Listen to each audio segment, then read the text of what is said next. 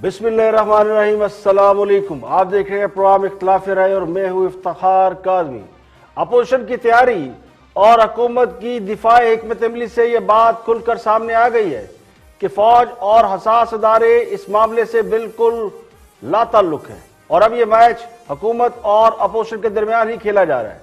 Opposition और हुकूमत के दरमियान मैच में बज़ाहिर अंपायर बिल्कुल न्यूट्रल हो चुके हैं। हुकूमत के पास अपोजिशन को रोकने की ना ताकत नजर आती है, ना अब कोई जवाब बाकी रहा है। तो हर गुजरते लम्हे के साथ सूरत हाल तेजी से बदल रही है।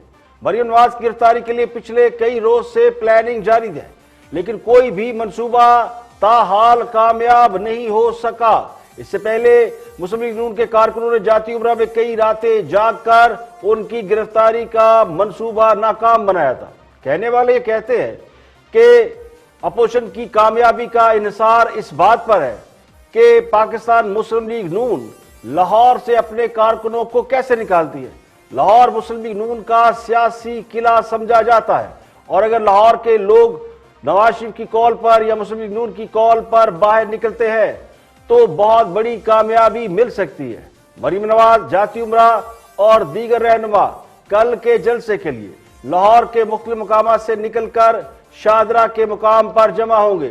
इसके अलावा मौलाना फजलुर रहमान, जिन्हें बराह रास्त गुजरावाला पहुंचना था, उन्होंने भी अपना प्लान बदल दिया है। वो भी लाहौर पहुंच रहे हैं और वो भी लाहौर से निकलेंगे और मरियम नवाज के काफिले के साथ गुजरावाला पहुंचेंगे।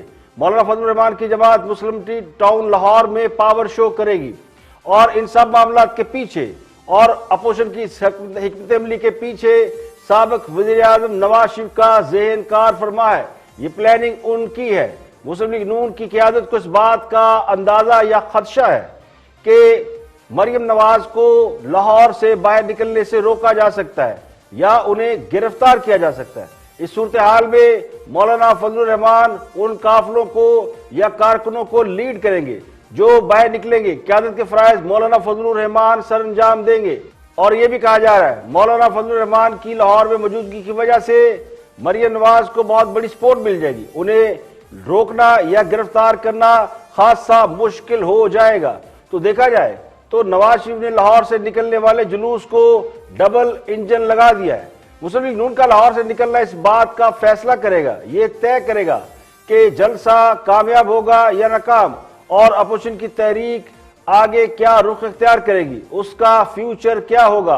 तो 16 अक्टूबर को बहुत बड़ा जलसा गुजरावाला में होने जा रहा है। अपोजिशन अब जीटी रोड की बजाय गुजरावाला के स्टेडियम में जलसा मुनक्कद कर रही है, जिसकी इजाजत उन्हें जुमेरात की सुबह 5 बजे दी गई।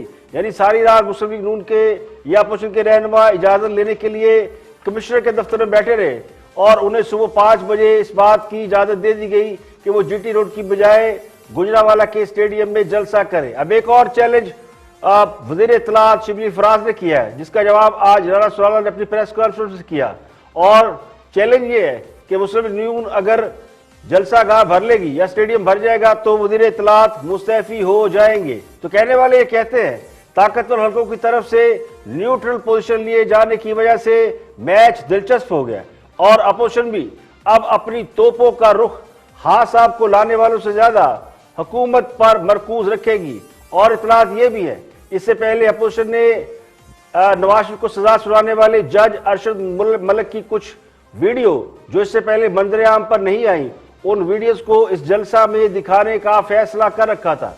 अब उस फैसले पर भी नजर सानी की जा रही है कि वो वीडियो अवाम के सामने पेश कर दी जाए, दिखाई जाए या नहीं दिखाई जाए, क्योंकि अब खान साहब को लाने वाले अगर सियासी मामलात या अपोजिशन की राह में हायल नहीं तो अपोजिशन भी ये बावर कर रही है कि शायद उनका सियासी मामलात से लातल्लुकी का, यानी जो नवाज शरीफ कहते थे कि एस्टेब्लिशमेंट सियासत से लातल्लुक हो जाए, पीछे हट जाए, या मौलाना फजलुर रहमान या और भी सियासी जमातें ये इल्जाम लगा रही थी कि फौज का सियासत से गहरा ताल्लुक है। फौज ने जो ऐलान किया था और सियासत से लातल्लुकी का जो इजहार किया था, लगता यूं है और अपोजिशन समझ रही है कि उस मुतालबे को मंजूर कर लिया गया है। ये पैगाम भी कुछ रोज पहले कन्वे कर दिया गया। तो कुल्ली तौर पर ना सही, वक्ती तौर पर सही, इस वक्त मैच न्यूट्रल हो चुका है। अपोजिशन के खिलाफ पुलिस जरूर मुतहरक है, انتظامیہ ضرور ہاتھ پاؤں مار رہی ہے، مگر حساس ادارے، نامعلوم افراد اور پرسرار کالز کی کوئی شکایت نہیں، جو سیاست کے لیے بہت ہی اہم سمجھی جا رہی ہے۔ مقتدر حلقے اس وقت بظاہر غیر جانبدار دکھائی دیتے ہیں، اس لیے اس جلسے میں اپوزیشن سابقہ پوزیشن ضرور لے گی، لیکن امکان اس بات کا ہے کہ ہاتھ ہولہ رکھا جائے۔ دوسری طرف خان صاحب اپوزیشن کے بیانیے کا جواب ایسے تیار کر رہے ہیں جیسے ایک بار پھر سے آکسفورڈ کا دوبارہ امتحان دینے کی تیاری کر رہے ہوں۔ اتنی محنت اگر میرے کپتان نے ملک سے مہنگائی کم کرنے، بے روزگاری ختم کرنے، معیشت کو ٹھیک کرنے یا لوگوں کے مسائل کو حل کرنے پر لگائی گئی ہوتی تو آج تجزیہ نگاروں کو، تبصرہ نگاروں کو یہ رائے نہ دینا پڑتی کہ حکومت، یعنی یہ حکومت پاکستان کی تاریخ میں سب سے زیادہ تیزی سے ان پاپولر ہونے والی حکومت ہے، یعنی صرف 28 ماہ میں لوگوں پر سے تبدیلی کا بخار بڑی حد تک اتر گیا ہے۔ کرونا ضرور ہے لیکن تبدیلی کا بخار کسی کو نہیں ہے، مہنگائی ان سے کم نہیں ہو رہی، روز لوگوں کو تسلیاں دیتے ہیں۔ چینی کی چوری پر کمیشن اور اس کی رپورٹ آئے ہوئے کئی ماہ ہو چکے ہیں، تقریباً 7 یا 8 ماہ ہو چکے ہیں، یا اس سے بھی زیادہ ہوں گے، 1 سال ہو گیا اس معاملے کو چلتے ہوئے، لیکن اس پر سوائے تسلیوں کے اور دلاسوں کے عوام کو کچھ نہیں ملا، بلکہ جن کے نام چینی چوری میں آئے تھے وہ آرام سے لندن کی سڑکوں پر یا بیرون ملک گھوم رہے ہیں۔ تو نواز شریف کے بیانیے کا جواب دینے میں خان صاحب نے یہ فیصلہ کیا ہے کہ وہ 1 منٹ بھی تاخیر نہیں کریں گے، بلکہ کل ہی انہوں نے اپنی کابینہ کے اندر یہ سارے معاملہ طے کر لیے کہ اپوزیشن کے بیانیے کا کس طرح جواب دینا ہے۔ انہوں نے اعلان بھی کر دیا ہے کہ وہ اکیلے بھی اپوزیشن سے نمٹ سکتے ہیں، اپوزیشن کو صرف چور چور ہی کہنا ہے اور NRO نہ دینے کا اعلان ہی کرنا ہے، تو یہ کام محترم وزیر اعظم سے بہتر کوئی نہیں کر سکتا۔ اس سے تو بہتر یہ ہوتا کہ اگر خان صاحب مہنگائی کو زبردست کر دیتے، اپوزیشن کے جلسے سے پہلے مہنگائی کو دھوبی پٹکا مارتے، 200-400 ذخیرہ اندوزوں کو پکڑتے، بازار کے اندر ان کی انتظامی مشینری حرکت میں آتی، پرائسز گر جاتی، مہنگائی کم ہوتی، تو شاید عوام کا غم و غصہ ٹھنڈا ہو جاتا، اپوزیشن کو زیادہ رسپانس نہ ملتا۔ لیکن وہی مسئلہ وہی ہے، ڈھاک کے 3 بات، یعنی مہنگائی کے خلاف اقدامات کریں گے، مہنگائی کے خلاف ابھی اقدامات اٹھانا ہے، اٹھائے نہیں ہیں، چینی ابھی سستی کرنا ہے، ہوئی نہیں، آٹا بھی سستا کرنا ہے، ہوا نہیں، روزگار ابھی دینا ہے، دیا نہیں، لیکن سیاسی مخالفین کا جواب ترنت یعنی فوراً دینے کی تیاری ہو چکی ہے۔ نہ صرف خان صاحب خود میدان میں اتریں گے بلکہ ان کے ترجمان، وہ اور وزراء، مشیران اور یہ پوری ظفر موج میدان میں اس طرح اتر رہی ہے جیسے ان پر جواب فرض کر دیا گیا ہے۔ مہنگائی ایک انتہائی جینین اور سیریس ایشو ہے، بے روزگاری بہت ہی اہم معاملہ ہے، معیشت اس ملک کے لیے بہت ہی زبردست اور حساس ایشو ہے۔ تو حکومت کو خود اچھی طرح پتہ ہے کہ اس وقت عوام کس حال میں ہے، عوام کی پوزیشن کیا ہے۔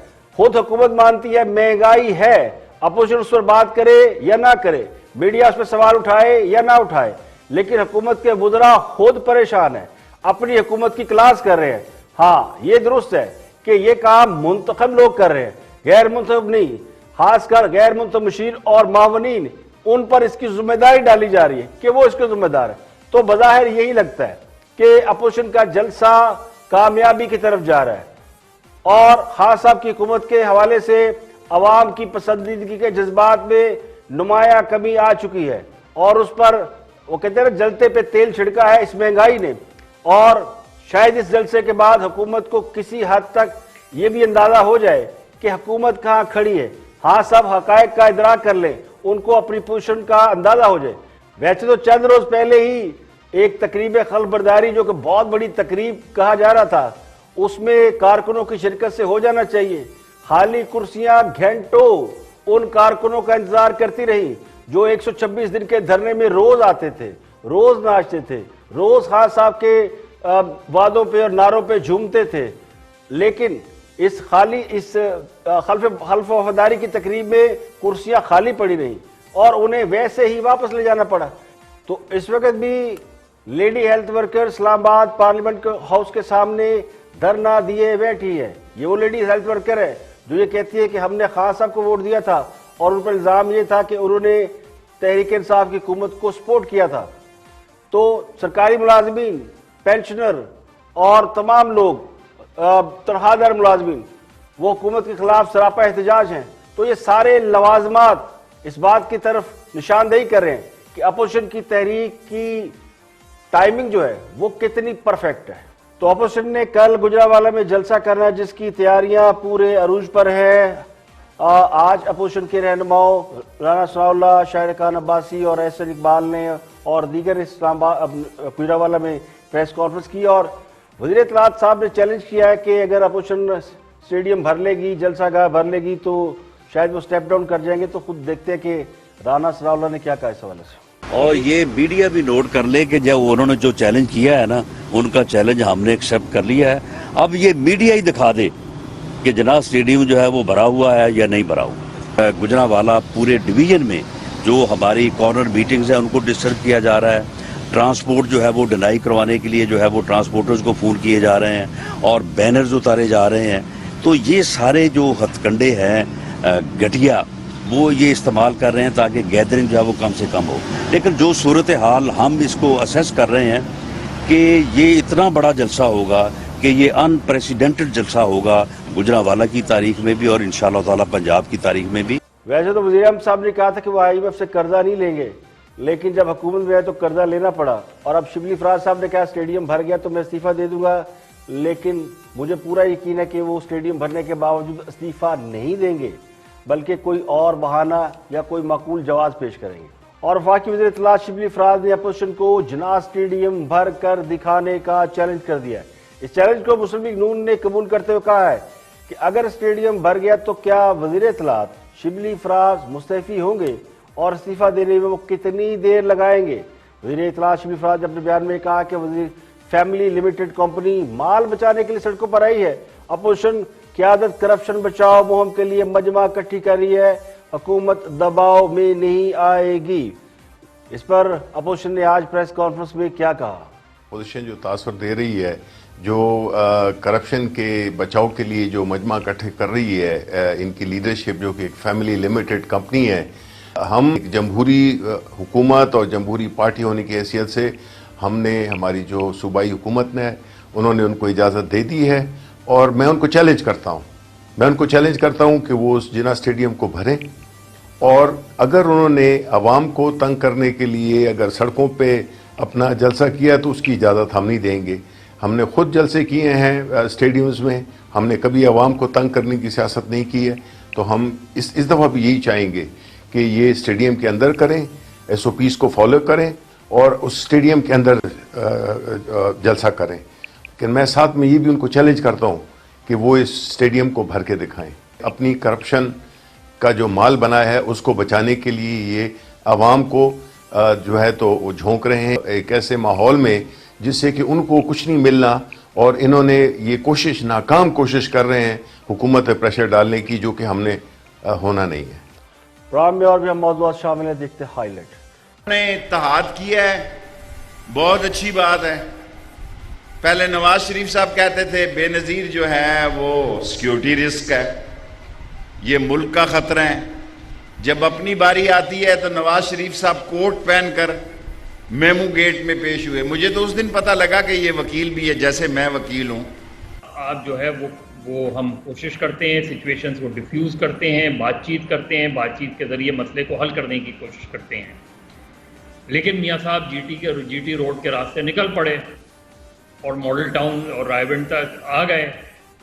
اس کے بعد دوبارہ شہباز شریف نے میاں صاحب کو روکا کہ اب مجھے تو پہلی تو حیرت ہے کہ ارشد ملک کا پورا کیس جو ہے وہ اتنا بہترین کیس ہے. اگر اس کا ٹرائل کیا جائے، ارشد ملک صاحب بہت کچھ بتا چکے ہیں اور یہ سارا فکس میچ تھا، انڈرسٹینڈنگ کے ساتھ سارا کچھ ہوا کہ ویڈیو آپ نے اس طرح سے بنانی ہے کہ جیسے ایسے لگے کہ خفیہ طریقے سے بنا رہے ہیں.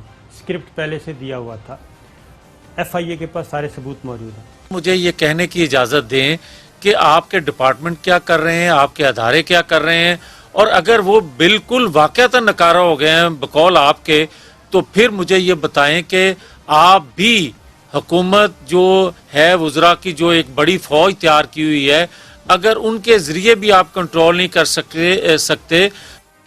اور رپورٹ کارڈ میں گفتگو کر رہے ہیں ارشاد بھٹی تجزیہ نگار ہیں، دیکھتے ہیں کہ وہ کیا فرماتے ہیں. Watch this.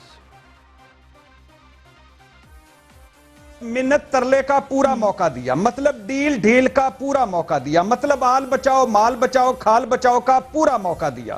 لیکن جب ترلا منت پروگرام ناکام ہوا تب ہم نے شہباز شریف سے کہا بس بھائی جان بس، اب کام آپ کی منت سماجت سے نہیں چلے گا، اب ہم انقلاب مزاحمت سویلین بالادستی اور ووٹ کو عزت دو سے ڈرائیں گے لوگوں کو. اب سمجھ آئی میڈم شیخ گڈ کاپ بیڈ کاپ کی گیم کی؟ اب پتا شہباز شریف کی ڈیوٹی کیا تھی اور یہ ڈیوٹی کس نے لگائی ہوئی تھی.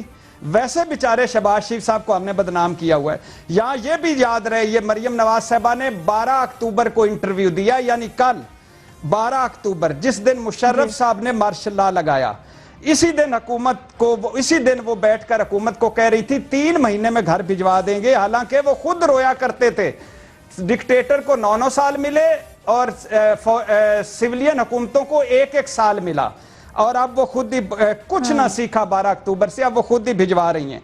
مان لیا. اور پھر آخری بات میڈم شیخ، مان لیا 12 اکتوبر سیاہ دن تھا، مگر اس سے بڑا سیاہ دن وہ تھا جس دن آل شریف ڈیل کر کے سعودی عرب چلے گئے. مطلب جب آمریت سے لڑنے کا وقت تھا، مطلب جب سویلین بالادستی قائم کرنے کا وقت تھا، مطلب جب ووٹ کو عزت دینے کا وقت تھا، مطلب جب آئین کی پامالی کا بدلہ لینے کا وقت تھا، مطلب جب انقلاب مزاحمت کا وقت تھا، اس وقت تب میرے محبوب امام خمینی ثانی قائد اعظم کے بیانیے والے سعودی عرب چلے گئے اور آج بھی لندن میں ہیں. انقلاب زندہ باد، امام پائندہ باد. دیکھیں کوئی مانے یا نہ مانے، مگر مجھے یوں لگتا ہے کہ شہباز شریف اگر نہ ہوتے تو خان صاحب کو اپوزیشن 6 ماہ بعد ہی آٹے دال کا بھاؤ معلوم کرا دیتی. یہ جو خان صاحب کو اتنا وقت مل گیا ہے اس میں تو خان صاحب کو شہباز شریف کا شکریہ ادا کرنا چاہیے کہ انہوں نے اپوزیشن کو مذاکرات گفت و شنید کے ذریعے کچھ نہیں کرنے دیا. خان صاحب پچھلے کوئی 28 ماہ سے بڑے آرام سے حکومت کر رہے ہیں، اور سب کو پتا ہے کہ اتنی بڑی اپوزیشن خان صاحب کے خلاف بالکل آرام سے بیٹھی ہوئی تھی، اور خان صاحب نہ صرف آرام سے حکومت کر رہے تھے بلکہ اپوزیشن کو ذہنی اور جسمانی دونوں قسم کی پھینٹی لگا رہے تھے. اب شہباز شریف صاحب درمیان سے ہٹ گئے تو اس کی وجہ سے پوری پکچر ہی بدل گئی ہے. ڈری ڈری سہمی دیوار سے لگی ہوئی اپوزیشن اب بفری ہوئی دکھائی دے رہی ہے. وہ ایک آدھ ویڈیو آپ نے دیکھی ہوگی، جب کسی پنجرے میں شیر بند ہوتا ہے تو لوگ قریب جا کر اس کو تنگ کرتے ہیں، چھیڑتے ہیں، تو بیچارہ شیر دیکھتا رہتا ہے، کچھ نہیں کہتا کیونکہ پنجرے میں بند ہوتا ہے. لیکن جب اس کو غصہ آتا ہے تو وہ پنجرے کے اندر سے پکڑ کے بندے کو اندر کھینچ لیتا ہے. تو مجھے یوں لگتا ہے کہ ٹھاکر کو یہی خوشامدیوں کی فوج بنوائے گی جو ہر وقت کہتے ہیں کہ پہ جاؤ. یہ جو مذاکرات گفت و شنید یا بیٹھ کر بات چیت کرنے کا مطلب ہوتا ہے ٹیبل ٹاک، اس کا مطلب منت ترلا نہیں ہوتا. یہ جو قوم کو ایک پکچر دکھائی جا رہی ہے، بڑی محنتیں کر رہے ہیں بھئی، کسی کو بات کرنی ہے، نیگوشیٹ کرنا ہے، کسی بھی تنازع یا سنجیدہ مسئلے کو حل کرنے کے لیے سب سے پہلے بات کی جاتی ہے، بعد میں دوسرے راستے اختیار کیے جاتے ہیں، وہ بھی چاروں نہ چار. یعنی when you don't have any option، وہ کہا نہیں جاتا جی کسی کی شکایت تو کہتے ہیں جی پہلے مجھ سے تو بات کر لیتے، آپ تو بندے کو مارنے لگ پڑے. تو یہ اس طرح کا ہوتا ہے. تو اب شہباز شریف بیچارے کیا کریں؟ وہ کہتے ہیں ہم شریف کیا ہوئے پوری دنیا ہی بدماش ہو گئی. تو شہباز شریف بیچارے معاملات کو گفت و شنید سے حل کرنے کی کوشش کر رہے تھے، یہ تو پوری دنیا کو نظر آیا. اب کوئی انہیں بزدل کہے، کوئی انہیں یہ کہ وہ ڈیل کر رہے تھے، کوئی کچھ کرے، لیکن وہ چاہتے یہی تھے کہ معاملات کو کس طرح نیگوشیشن سے حل کیا جائے اور یہ گورنمنٹ چلتی رہے. تو اپوزیشن کے ساتھ بھی جو پرابلمز ہیں وہ سارٹ آؤٹ ہو جائیں، چاہے وہ پرابلم کورٹس کی ہیں، چاہے وہ پرابلم کوئی اور ہیں. تو یہ حضور فرماتے تھے کہ وہ منت ترلا کر رہے ہیں. اب ذرا بڑے میاں صاحب سیدھے ہوئے ہیں تو وقفہ پڑا ہوا ہے. یہاں پہ لیں گے ایک بریک، اور بریک کے بعد جب واپس آئیں گے اور بھی ہم موضوعات آپ کے ساتھ شیئر کریں گے. ہمارے ساتھ رہیے.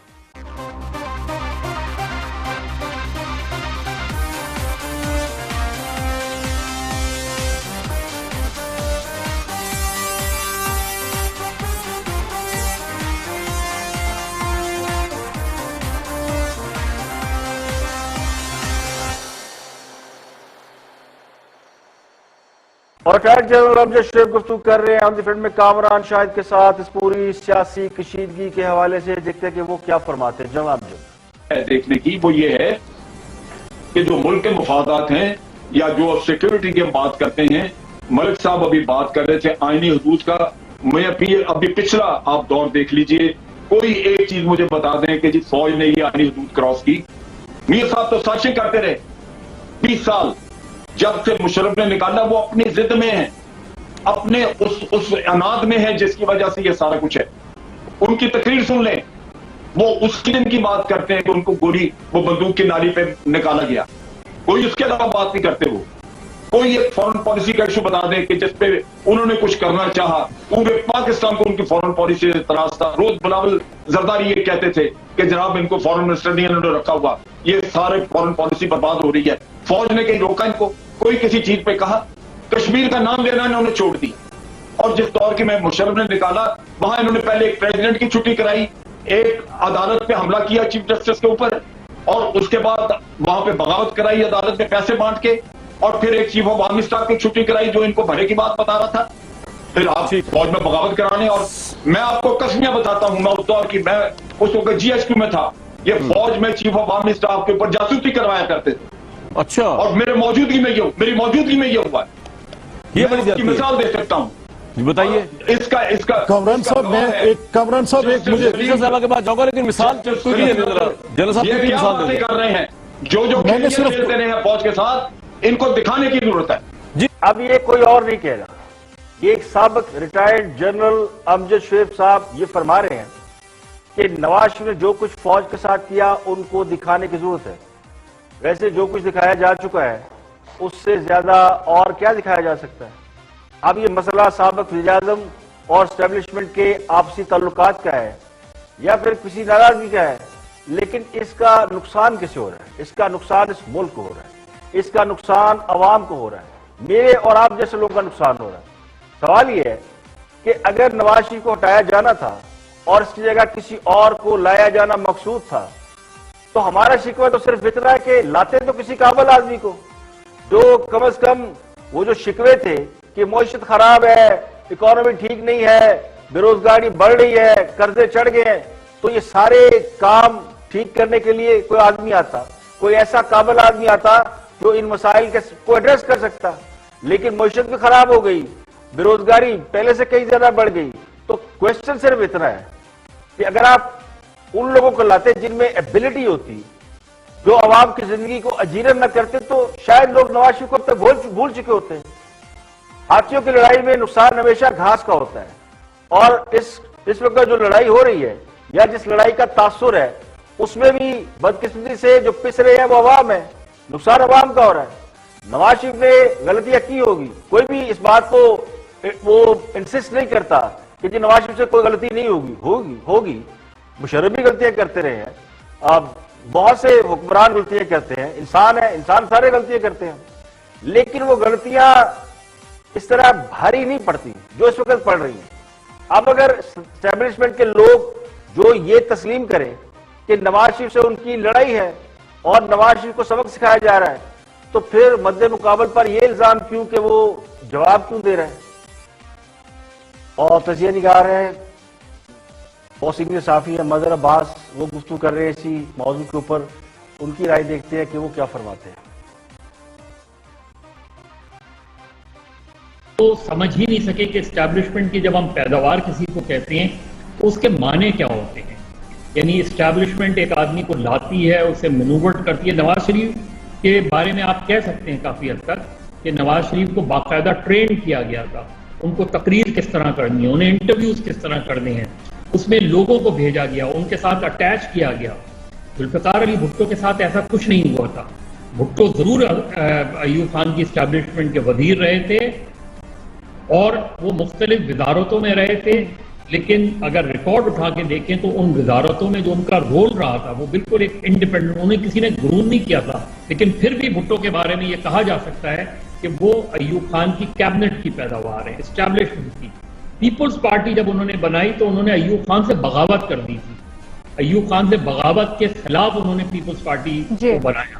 نون لیگ کے بارے میں آپ کسی حد تک کہہ سکتے ہیں. تو ہمارے یہاں جیسے شیخ رشید صاحب، اور جب ہم یہ بات کرتے ہیں کہ پیپلز پارٹی اسٹیبلشمنٹ کی پیداوار ہے، نون لیگ اسٹیبلشمنٹ کی پیداوار ہے، شیخ صاحب کہتے ہیں کہ ہر پولیٹیکل لیڈر اسٹیبلشمنٹ کی پیداوار ہے، تو تو پھر یہ ڈٹرمنڈ ہو جاتا ہے کہ پاکستان میں 73 سالوں میں پاکستان کی پالیٹکس کو اگر کوئی رول کر رہا ہے تو پھر وہ اسٹیبلشمنٹ رول کر رہی ہے، کیونکہ پیداوار ہی سب ان کی ہیں، ساری جماعتیں ہی انہی کی پیداوار اگر ہیں، سارے لیڈر ہی اگر ان کی پیداوار ہیں، تو پھر پالیٹکس بھی وہی کر رہے ہیں. تو اس کو اس تناظر میں باقی یہ کہ انہوں نے دیکھیں کوئی اس بات کو مانے یا نہ مانے، مگر اسٹیبلشمنٹ یا فوج کبھی کسی 2 نمبر شخص کو آگے نہیں لاتی. جب نواز شریف کو لائے تھے تو اس وقت انہیں یقین تھا کہ نواز شریف بہت اچھے آدمی ہیں، سیاست نہیں جانتے لیکن ان میں ایک قائدانہ صلاحیت ہے. اس طرح جب عمران خان کو آگے لایا گیا تو خان صاحب کے بارے میں بھی یہی رائے تھی کہ خان صاحب ایماندار ہے، بہتر آدمی ہے اور ان میں بھی ایک لیڈرشپ کوالٹی ہے. یہ الگ بات ہے کہ نواز شریف کے بارے میں اب رائے بدل چکی ہے اور خان صاحب کے بارے میں بھی رائے بدل چکی ہے، لیکن نواز شریف کے بارے میں تو اعلانیہ رائے نظر آ چکی ہے. خان صاحب کے بارے میں اعتراف کرنے میں یا اسے تسلیم کرنا مشکل ہو رہا ہے کہ رائے بدل چکی ہے، اور اس بات کا بھی کوئی خیال نہیں رکھا جا رہا کہ سارے جھگڑے کے چھینٹے کس کی طرف گر رہے ہیں. اب ہمارے یہاں مسئلہ یہ ہے کہ فوج کی سب حمایت حاصل کرنے کی کوشش کرتے ہیں، اور جب اس کی حمایت حاصل ہو جائے اور جس کی فوج حمایت کر دے تو اس پر اسٹیبلشمنٹ کا بندہ ہونے کی مہر لگ جاتی ہے، اور جس سے وہ قریب نہ ہو یا ان سے خوش نہ ہو تو انہیں ملک دشمن اور غدار تصور کر لیا جاتا ہے. تو بدقسمتی سے موجودہ دور میں ہر چیز کھل کر سامنے آ گئی ہے. حکمران جماعت کے لوگ جب خود اس بات کا دعویٰ کر رہے ہوں کہ حکومت کچھ نہیں کر رہی، سب کچھ اسٹیبلشمنٹ کر رہی ہے، بلکہ ملک وہی چلا رہے ہیں اور ملک کا انتظام بھی انہی کے ہاتھوں میں ہے، تو پھر پیچھے کیا رہ جاتا ہے. تو پہلی بار یہ ہوا ہے کہ دونوں طرف سے کھل کر اس بات کا اظہار کیا جا رہا ہے کہ کہیں نہ کہیں کوئی انیکسس موجود ہے، اور جو انیکسس بن چکا ہے وہ کسی دوسرے کو سپیس کے قابل نہیں سمجھتا. یہاں پہ لیں گے بریک، اور بریک کے بعد واپس آئیں گے اور بھی ہم موضوعات آپ کے ساتھ شیئر کریں گے. ہمارے ساتھ رہیے.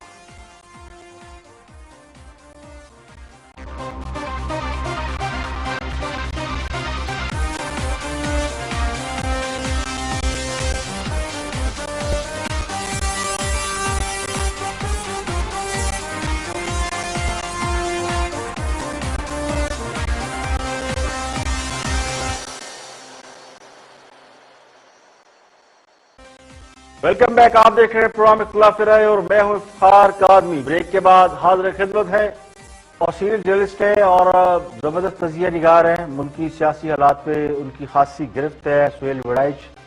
دیکھتے ہیں کہ وہ سارے معاملے کو کس اینگل سے، کس نظر سے دیکھتے ہیں. اب آپ کام سن رہے ہیں، جاری رکھیے گا گفتگو. جی میں جو وہ باتیں کریں گے ظاہر ہے اس کا رد عمل بھی آئے گا، فضا بھی گرم ہوگی اور اس سے پھر کئی چیزیں کھلیں گی بھی جو ابھی تک بہت ساری چیزیں چھپی ہوئی ہیں، کیونکہ نواز شریف صاحب نے بہت ساری چیزیں ابھی نہیں بولی. مثلا انڈیا کے معاملے پہ کبھی انہوں نے اظہار خیال نہیں کیا. انہوں نے اپنے اور فوج کا جو ریلیشن شپ تھا اندر کیا ہوتا رہا، کبھی اس کے بارے میں کوئی ایک فکرہ بھی کبھی نہیں بولا. اسی طرح اندر کیا مذاکرات ہوتے رہے، کورٹ کے اندر جانے کا کیوں فیصلہ کیا گیا، انویسٹیگیشن جو ٹیم تھی اس کے سامنے جانے کا پرائم منسٹر نے کیوں فیصلہ کیا، اس پہ بھی کبھی انہوں نے رائے کا اظہار نہیں کیا.